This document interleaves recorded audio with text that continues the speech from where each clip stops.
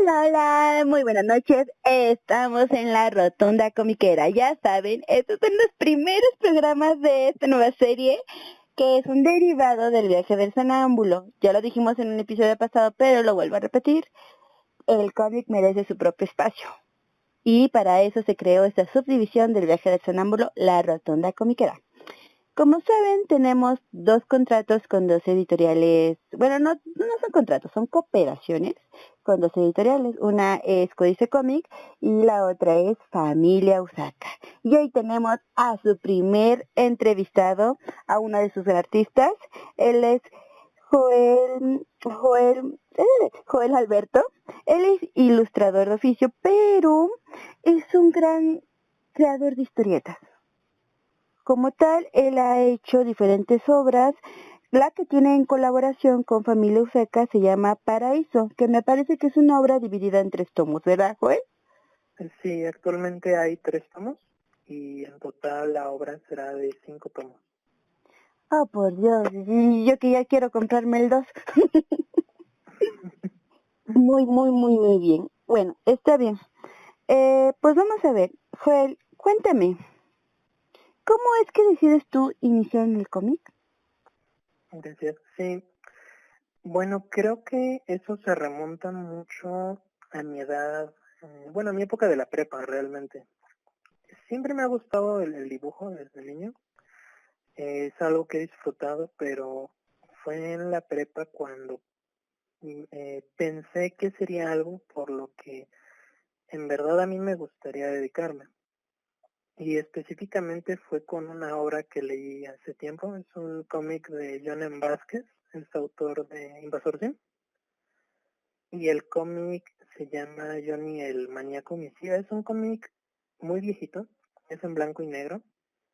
Y era de sus épocas también escolares de John M. Vázquez. Y cuando lo leí hubo como una chispa, porque cuando uno imagina, o cuando uno habla de cómic, imagina pues ese concepto de superhéroes, ¿no? Ese concepto de historias épicas, muy de Marvel y de DC. Pero realmente el cómo John M. Vázquez abordaba su estilo es muy diferente, con incluso figuritas de palitos, con muñecos o figuras muy delgadas, que pues, realmente tenían una anatomía muy poco realista, que no era un estilo que en ese entonces quizás era el más pulcro, pero a mí me encantó, me hizo darme cuenta de que pues no necesariamente tiene que ser todo Marvel o DC, que hay muchas más historias en el cómic. También en ese entonces pues apenas la empezaba a leer, al menos ya de una forma mucho más estricta como lo hago ahora. Entonces creo que fue eso, fue a través de ese autor y de esa historia específicamente.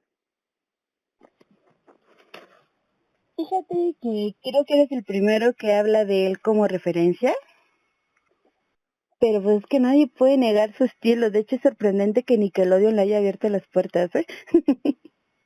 Sí, estoy de acuerdo, la verdad es de esos autores muy de la escuela de, creo yo, de John Craig Falucci, de Ren y Stimpy, que es un estilo visual muy irreverente, muy grotesco, pero divertido. A mí me gusta mucho ese estilo que tiene John M. Vázquez. Muy bien.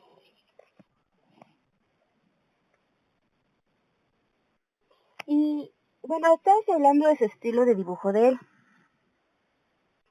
Y he Sí. visto el tuyo en Paraíso.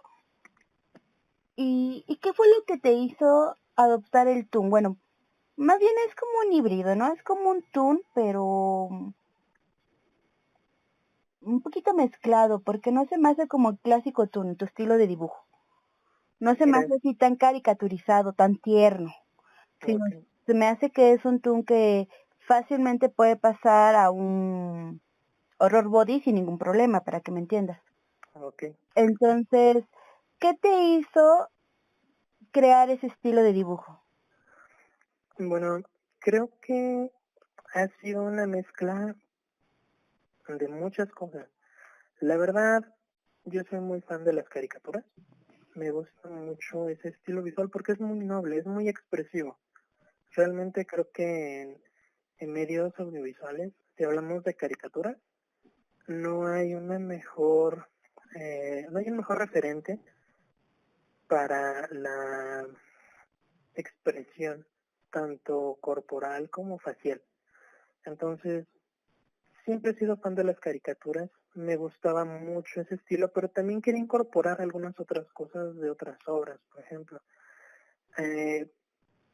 Yo, al menos personalmente, puedo decir que de mis autores favoritos y mis referentes, uno es John Vázquez, el otro es el maestro Katsuhiro Otomo de Akira. Me gusta mucho el estilo tan detallado que tiene el mangaka.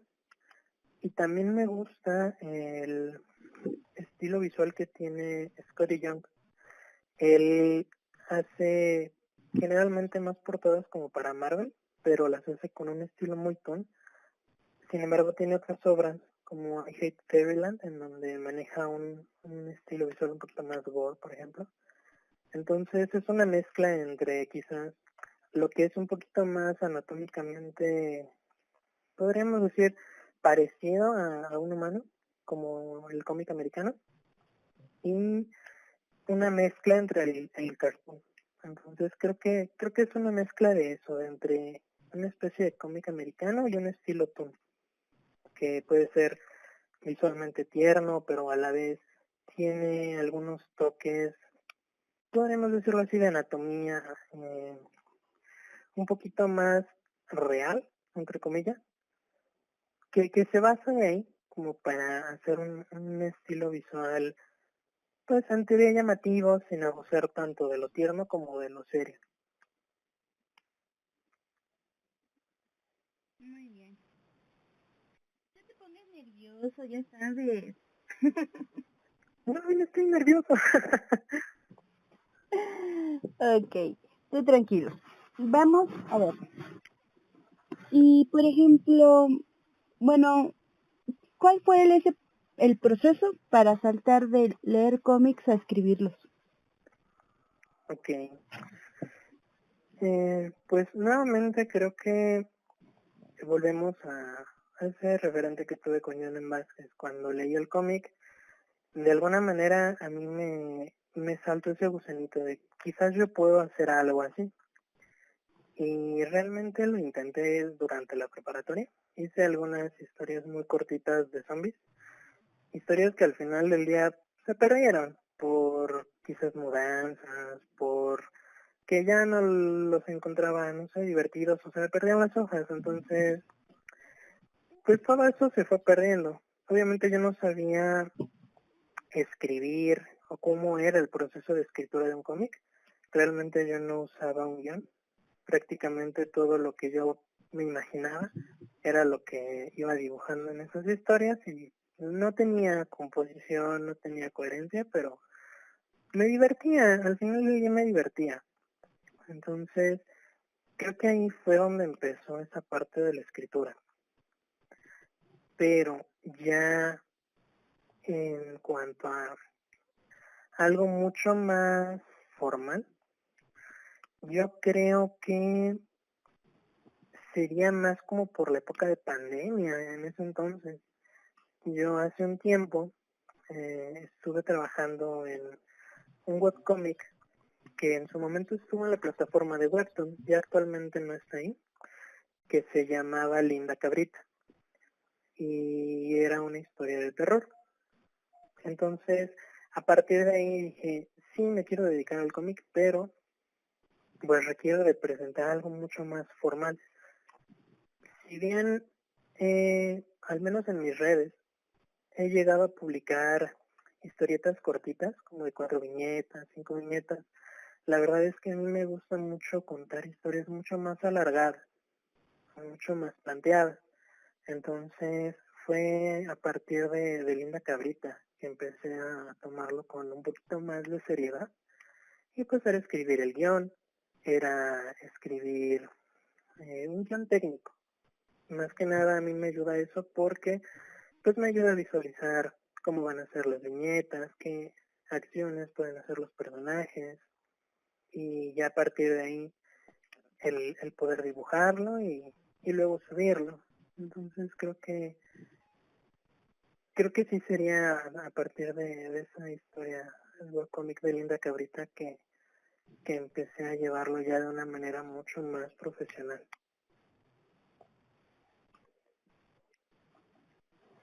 Ok. ¿Y cómo fue el proceso para publicar? Bueno, con Familia Usaka fue igual en tiempos de pandemia, justamente. Yo pongo un paréntesis. Antes de la pandemia yo estuve en Morelia dando clases y en su momento uno de mis alumnos comentó que le gustaba mucho el cómic y de ahí nos hicimos amigos. Y realmente él me llegó a contar, es que hay una editorial que se llama Familia Osaka que cada año lanza un concurso de one shots. Entonces, si tú ganas, te publican tu cómic. Le dije, órale, qué padre. Ahí quedó esa plática. Luego pasó pandemia y estuve dando ya clases nuevamente aquí en Toluca, pero ahora en línea.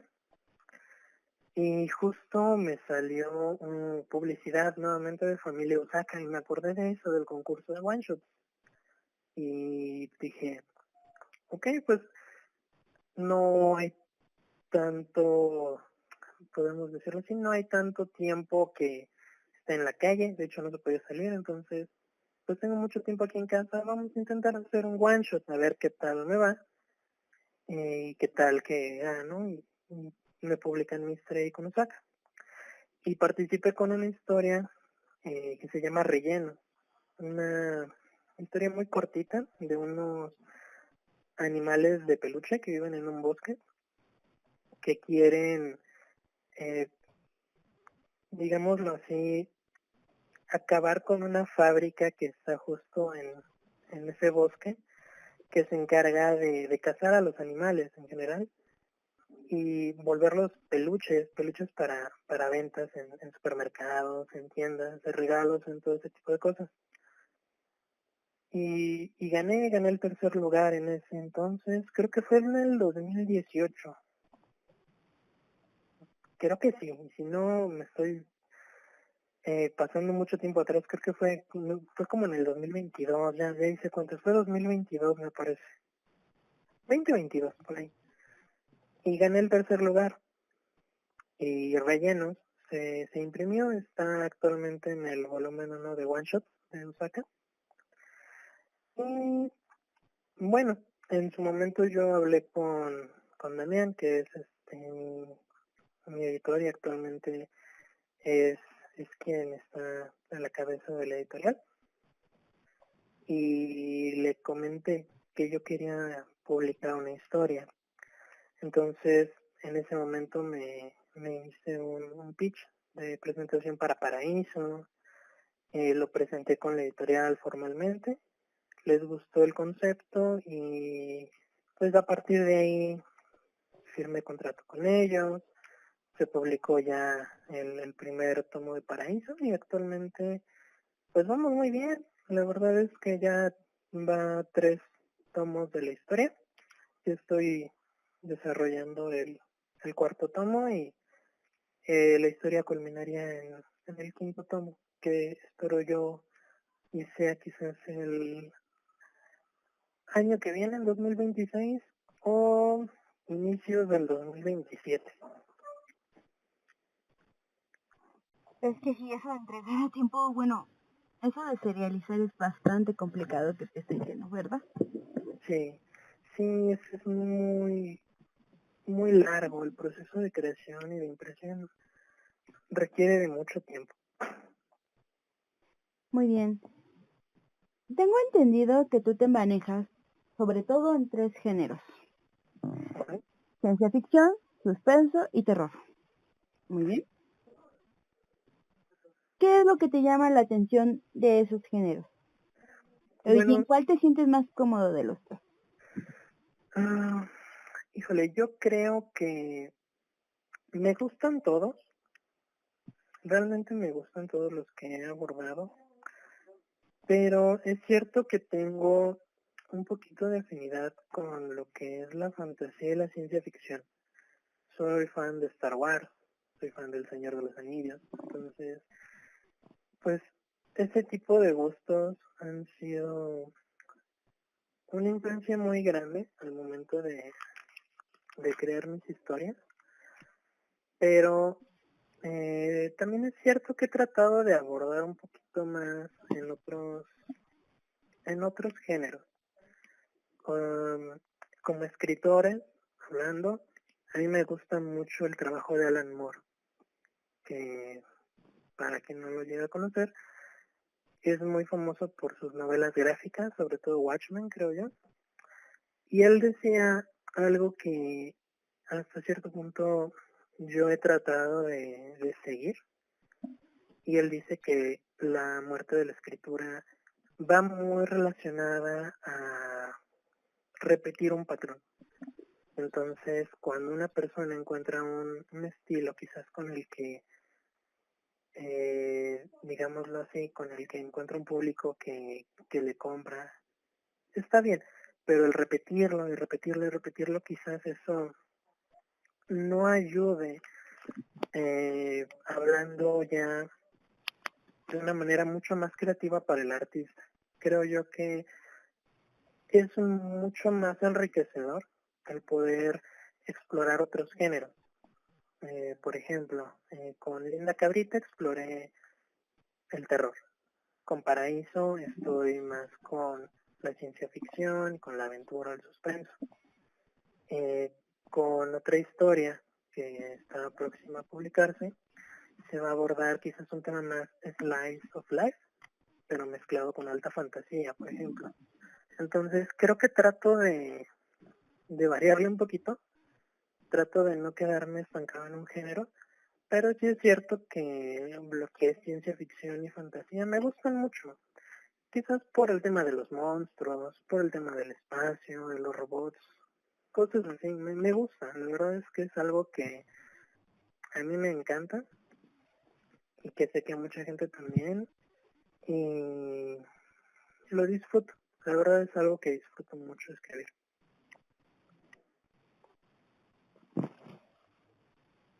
Fíjate que eso también me ha pasado a mí.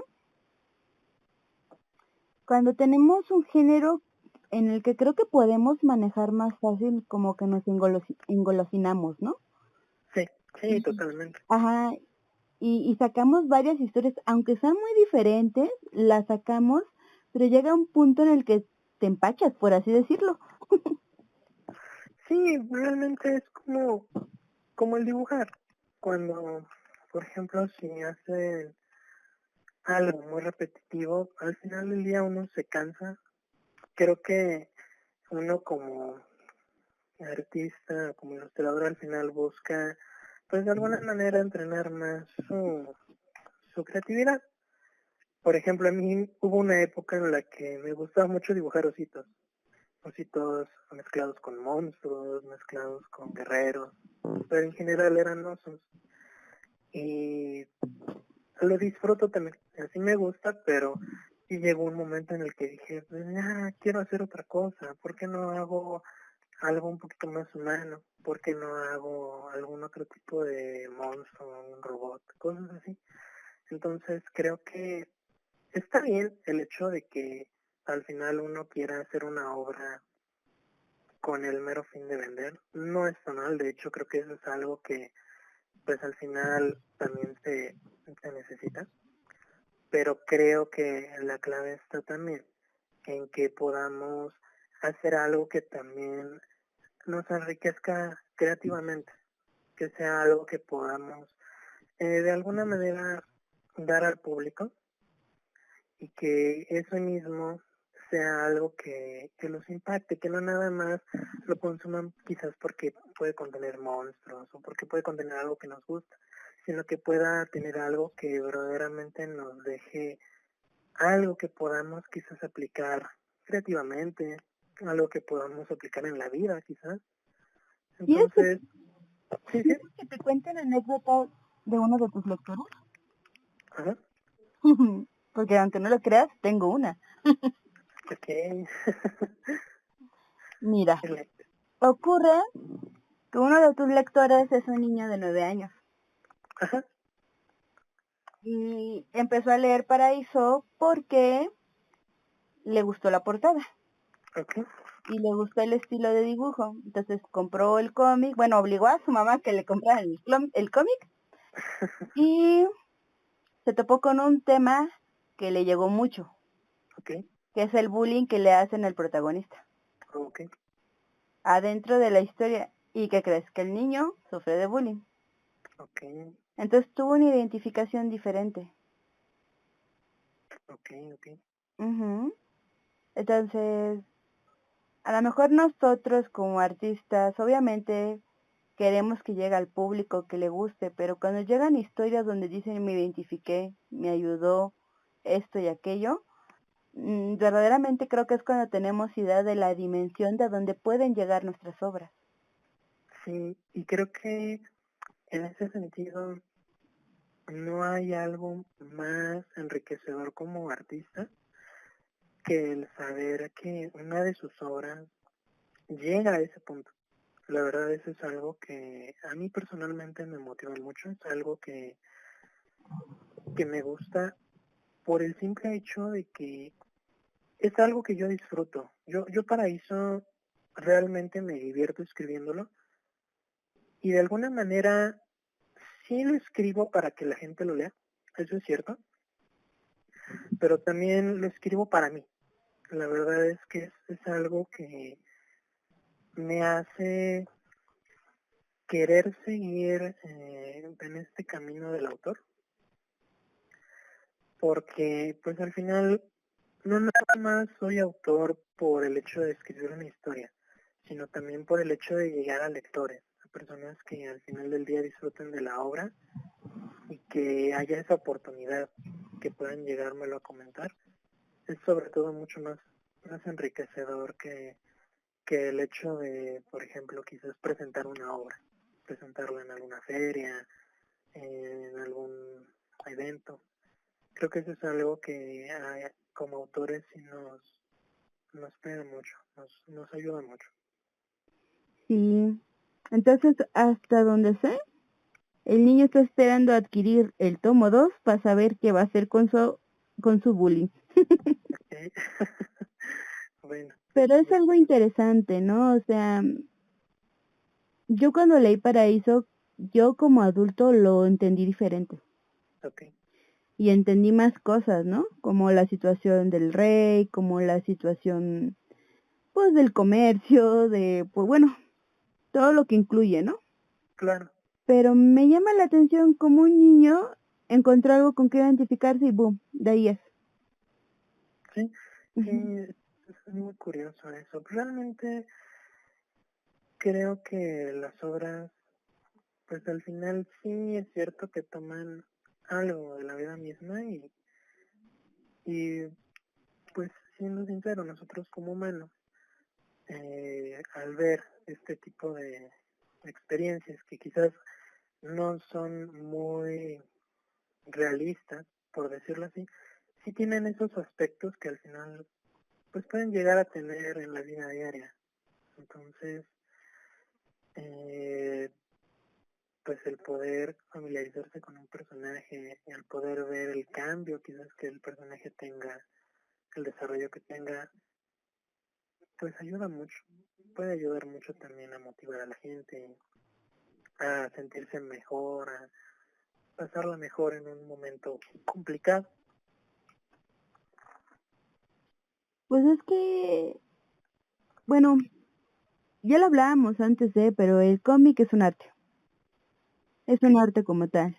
Tiene su complejidad, tiene su técnica, se enseña de cierta manera y aparte muta, cambia. Todo tipo de arte muta y cambia con el tiempo, con las tecnologías, con las ideologías, con todo, ¿no? Sí. Pero al ser un arte, el arte es, bueno, la definición más bonita que he encontrado y la que más me gusta y la más moderna, es que es algo que tiene que salir. Sí. Es algo que tienes dentro y tiene que salir. Y es lo curioso cuando en este caso encuentras un lector que también tenía algo que salir y logra salir a través de tu trabajo. Sí. Son cosas bien interesantes porque a mí me pasó una vez en una exposición, ¿no? Que alguien llegó a enseñarme ciertas cicatrices y a decirme que con mi trabajo se sentía identificado y todo. Y yo creo que esa experiencia me marcó mucho más y ha sido más significativa para mí que haber expuesto, no sé, en diferentes países del mundo, ¿no? O sea... Sí, pues es que al menos en ese sentido uno siente que la obra es mucho más real cuando lo escucha precisamente de sus mismos lectores. De, pues yo leí esto, y me divertí aquí, pero aquí no, aquí me sentí muy identificado, por ejemplo. Creo que eso lo hace mucho más tangible porque, pues de alguna manera, uno busca eso, que el público pueda conocer lo que uno crea. Y el saber que todo eso que uno crea puede llegar a demostrar, puede llegar a hacer que las personas lo interpreten de esta forma o que puedan llegar a experimentar ciertas cosas, es algo que uno realmente se siente mucho más completo como autor, que justo como tú dices, ¿no? El quizás que la obra se haya publicado pues mundialmente o que esté expuesta en todo el mundo, que bueno, siendo sinceros, también creo que es algo que a cualquiera le gustaría. Pues claro, ¿no? Tenemos un final de cuentas y metas. Sí, claro, eso es totalmente válido, pero creo que el poder entender cómo la gente lo percibe, cómo la gente lo experimenta, es algo muy bonito, es algo muy, muy bonito. Pues sí. Oye, pero cuéntame, ¿qué otras historias tienes aparte de esta de Paraíso con Familia Usaka? Ok, bueno, tengo algunas historias, algunas de ellas se encuentran de forma gratuita, las pueden encontrar en internet. Tengo, aparte de Paraíso, tengo, como comenté al inicio, mi one shot Rellenos. También está con Paraíso, está en el tomo 1 de One Shots. Es una historia que trata de estos animalitos del bosque. Tengo también otro, que es el webcómic del que hablé al inicio, que se llama Linda Cabrita. Es una historia de terror de una cabrita muy tierna que le gusta hacer postres, pasteles y los hace con criminales que viven en su pueblito. Ese actualmente está en la plataforma de Global Comics. Son 12 capítulos y lo pueden leer de forma gratuita. Otro se llama Tierra Feliz. Es una historia de ciencia ficción y de terror. Es una historia de una expedición espacial donde un grupo de astronautas llegan a un planeta donde se encuentran unos marcianitos morados que sonríen y que son muy amistosos con ellos, pero que también lanzan rayos de los ojos y en vez de herir la tripulación, como que los contagian de un virus, los hacen felices y ellos mismos pues van propagando ese mismo virus entre los mismos tripulantes. Está muy curiosa esa historia, me gusta mucho. Y esa se encuentra en mi página de Facebook. Tengo también una historia, es un one shot también, se llama El demonio en la botella, o El monstruo en la botella, me parece, El monstruo en la botella. Es una historia de alcoholismo, es una historia que habla desde la perspectiva de niños, el cómo ven esta experiencia del alcoholismo, pero enfocada en uno de sus padres. Es una historia un poquito más complicada, un poquito más enfocada a un público adulto, pero que realmente un niño o un adolescente pueden leer y pueden captar y tiene un mensaje un poquito fuerte. Eso también lo encuentran en mi página de Facebook. Son historias realmente cortitas. Y también a futuro, al menos espero yo quizás a finales de este año, se va a publicar una historia más que se llama Bendecido, con un grupo editorial que se llama Sin Neurona, y es, como comentaba, un slice of life, un cómic de vida diaria, pero enfocado en el alta fantasía.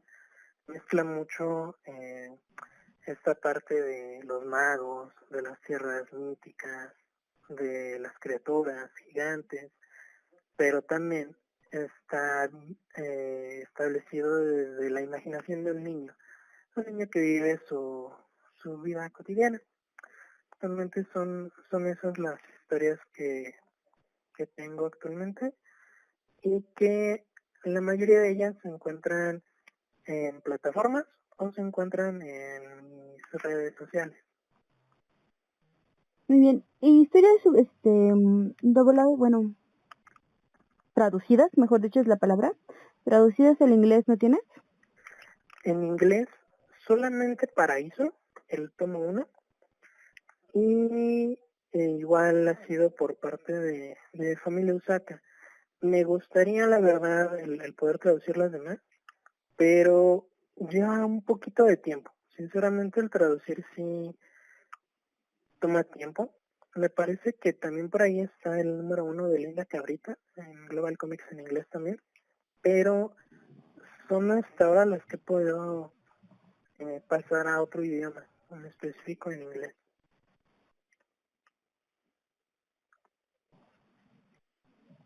¿Y tú consideras que es necesario traducir las obras en algún momento? Sí, totalmente. Pues al final, el que la historia llegue a muchos otros idiomas ayuda mucho a tener un público más amplio. Que por ejemplo, quizás si la historia no está teniendo un recibimiento tan grande como uno esperaba, por ejemplo aquí en México, en habla hispana en general, pero que en el público de Estados Unidos tenga un impacto mucho más grande, pues sí ayuda. Sí creo que es necesario que si se tiene el tiempo, que si se tienen los medios, que se puedan traducir las obras. Al final del día es parte de nuestro trabajo como autores el tratar de hacer un público mucho más amplio. Y al final son oportunidades que uno nunca debería de desaprovechar. De hecho hay autores, fíjate, que ya no publican en español. Producen en México y son parte de los artistas mexicanos y todo. Pero por ejemplo, hay varios que tienen contrato en Webtoon, pero no publican en español. Publican en inglés, en la plataforma en inglés, y luego ya si tiene éxito, las traducen al español. Okay. Entonces eso también se me ha hecho bien interesante y no lo juzgo ni lo critico, está muy padre porque por ejemplo yo leí Luf de Arechanga, ¿no? Uh-huh. Y ella es una autora mexicana, radica en México y su obra es un claro ejemplo de cómo se inspira en México para crear un mundo ficticio y todas las cosas, ¿no? Puedes ver escenarios muy de la Ciudad de México en su historia, pero yo decía, pero esta historia está traducida, ¿no? Me quedaba, ya hasta cuando investigué de la autora dije, pues ya, ¿no? Y ahorita su otro cómic con Webtoon es Señorita Cometa. Okay. La historia no se ha traducido al español. Digo, yo sé que aquí yo fallo, yo debería de poder leer inglés, pero pues no es el caso. Y yo estoy espera que la traduzcan porque la he visto en inglés y, ay, Dios mío. La verdad sí quiero leerla en español, pero es lo que me causa ese interés, ¿no? O sea, cómo tiene tan buen recibimiento o cómo ha tenido incluso su propio grupo de fans aquí en Webtoon y toda la onda, pero todavía no alcanza como ese grado de público para que pueda ser traducido a su propio idioma original de ella. Sí. Entonces esas cositas bien interesantes, o de las plataformas también cómo censuran, la censura y el cómic también. Sí, la verdad es que cuando hablamos ya de plataformas en las que uno quiere publicar, realmente uno tiene que estar muy consciente de que tiene que hacer algo que se ajuste a los lineamientos de la misma plataforma. Uh-huh. Entonces, fue algo que yo sufrí mucho con Linda Cabrita. Al ser un género de terror, muy enfocado a quizás algo más como gore, por ejemplo, pues no podía mostrar nada de eso. Entonces, sí era tratar de hacer que el lector entendiera qué es lo que está pasando sin la necesidad de hacerlo. Y digo, al final del día es algo que ayuda, porque plataformas, por ejemplo, como Webtoon, que son lugares en los que uno está mucho más, podríamos decirlo así, accesible al público, que tiene mayor visibilidad del trabajo, a veces no siempre tiene lo que nosotros quizás buscamos, ¿no? El poder quizás llevar la historia por un rumbo un poquito más fuerte o mostrar o tratar otro tipo de temas, pero precisamente por la cuestión de la censura a veces es que no se puede. Al menos yo en ese sentido sí lo diría. Actualmente ya con Webtoon, la verdad es que preferí quitar mi historia. Realmente no, ya no me llamó más el poder tenerla ahí. Y la pasé a esta plataforma que se llama Global Comics, que igual sí, no tiene el público que tiene Webtoon, pero me siento mucho más cómodo ahí. La verdad es que no hay tantos problemas con la censura. Y actualmente con Paraíso realmente yo no tengo inconveniente. La verdad es que la historia, si bien es cierto que quizás podría tener algunos momentos un poquito más turbios, la verdad es que al ser una historia pegada más como a un tema de caricatura, realmente no lo necesita. No lo necesita y al menos yo en ese sentido con la editorial me siento muy cómodo. Realmente no tengo problemas con la censura. Y si a futuro quizás la historia podría presentar algo, digámoslo así, fuerte, pues realmente también no es algo que yo buscaría. Así trataría de hacerlo, pues no quizás suave, pero sí de una manera concreta y coherente con el estilo que tiene la historia.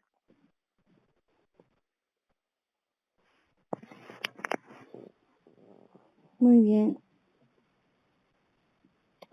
¿Qué crees? Ya estamos entrando en los últimos minutos. Ok. Te fue rápido, ¿no? Sí, muy rápido. Sí, no te preocupes. Muy bien. Y ya que estamos hablando de las censuras y las plataformas, ¿cómo has visto el recibimiento del cómic actualmente? O sea, porque he visto, por ejemplo, abro TikTok y me encuentro a estos tipos diciendo que el cómic mexicano ya está muerto, que quién sabe qué, que la época de oro del cómic. Y estoy de acuerdo, hubo una época de oro del cómic, ¿no? Donde eran 1 millón de ejemplares al día, 100,000 al día, y había muchas editoriales dedicadas al cómic, ¿no? Sí. Pero pues fue la época dorada. Tampoco podemos decir que no fue una época donde se soltó cierto presupuesto, donde se dividían el trabajo de guionista, portadista, colorista, dibujante, para tener semejantes serializaciones, o sea, era un equipo mucho más completo, ¿no? Y ahora, pues, pues sí, al ya no haber editoriales como tan grandes, con semejantes tirajes, pues no podemos decir que que a nosotros nos toca hacer toda la chamba, ¿no? A nosotros nos toca ser ilustradores, guionistas, coloristas, entintar, todo. Sí. ¿Tú cómo has sentido este recibimiento? Porque la otra vez yo también platicaba con un amigo que es gran lector de los cómics y así platicando de qué artista nos gustaba más y todo, de repente se me ocurre preguntarle, ¿y tú cómo ves cuál es tu autor mexicano favorito? Y se queda, no, es que no hay cómic en México. Ok. Y eso cómo me dolió. No tienes idea de cómo me dolió. Sí, totalmente. Pues realmente yo puedo decir que el cómic en México no está muerto. Creo yo, honestamente, que el cómic aquí en México está mucho más vivo que nunca. Es cierto que no se tiene ese apoyo como se tenía en ese entonces. Es cierto que uno ya no encuentra un trabajo así formal en el que quizás requieren, por ejemplo, un colorista, hablando ya como en una editorial grande aquí en México. La verdad es que son muy contados, pero realmente el cómic sigue vivo y es gracias a la cantidad de historias y a la cantidad de autores que actualmente existen. Hay cómics de todo. Puedo decir con certeza que aquí en México hay una cantidad de autores muy grandes y para todos los gustos, realmente.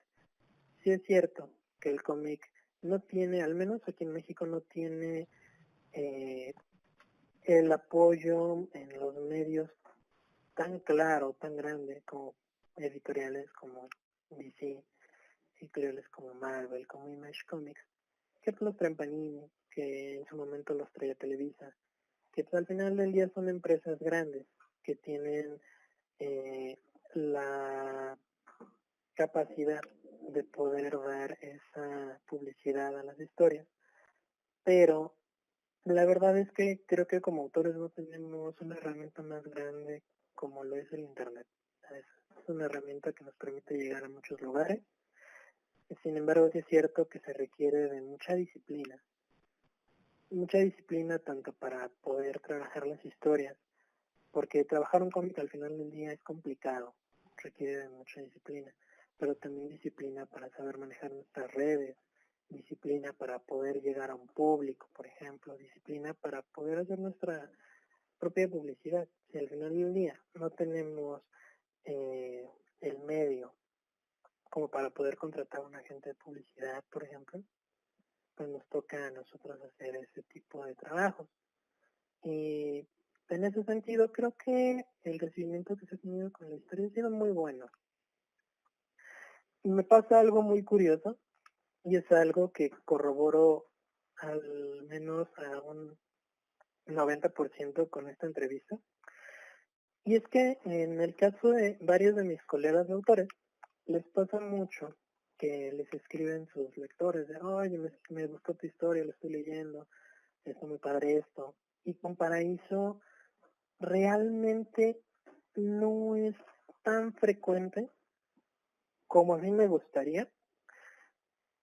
Y no es porque la historia no sea bien recibida, al contrario, es porque la historia realmente está llegando a un público un poquito más juvenil, que son adolescentes, niños, que al final del día no deberían de tener redes sociales.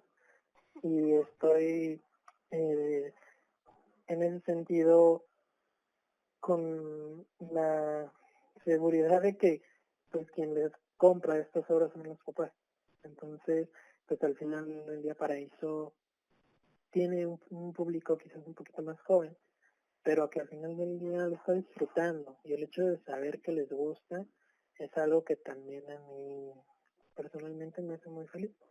No significa que Paraíso sea una obra para niños, no lo es. La verdad es que Paraíso es más como una sátira, una crítica a lo que es el medio de la animación actual, siendo una historia que habla de caricatura y específicamente de este personaje Ozzy. Es algo que me gusta porque está la parte divertida, está la parte de las caricaturas, la parte que quizás a los niños les llama mucho más la atención. Pero por ejemplo cuando lo lees, si eres fan de la animación, si eres fan de las caricaturas, pues viene esta parte de la crítica o viene esta parte de la historia de cada uno de estos personajes y pues realmente la historia se hace mucho más interesante porque pues abarca más de un público realmente. Oh, por cierto, tu fan me manda a hacer una pregunta. ¿Ok? Aquí la apunté. Que me dice, ¿qué te inspiró a escribir Paraíso? Ok. Paraíso viene de mi gusto por las caricaturas. A mí me gustan mucho toda clase de programas infantiles Y Paraíso está inspirado en muchas caricaturas, incluso en muchos animes. Por ejemplo, su personaje principal, Oshit, es un personaje muy peludo. Está inspirado en los Muppets, está inspirado en Plaza Sésamo. Por ejemplo, hay otro personaje principal que se llama Gretel, está inspirado en el anime, por ejemplo. Hay otros dos personajes que se llaman Saturno y Destello. Saturno es un personaje de plastilina que está inspirado en Gumby y en los programas en stop motion, por ejemplo. Y Destello, que está inspirado en los ositos cariñositos. Realmente Paraíso está lleno de muchas referencias. Hay tortugas ninja por ahí. Obviamente no son los mismos, para no tener algún tipo de problema legal, pero son personajes que visualmente uno identifica de dónde está inspirado o de dónde pueden estar inspirados. Entonces, hay personajes de los Looney Tunes, personajes de anime, personajes de programas con marionetas. No por nada el villano principal de la historia, que es Ronnie, está inspirado en dos personajes, uno ficticio y uno real, que es Mickey Mouse, y su creador, en este caso Walt Disney.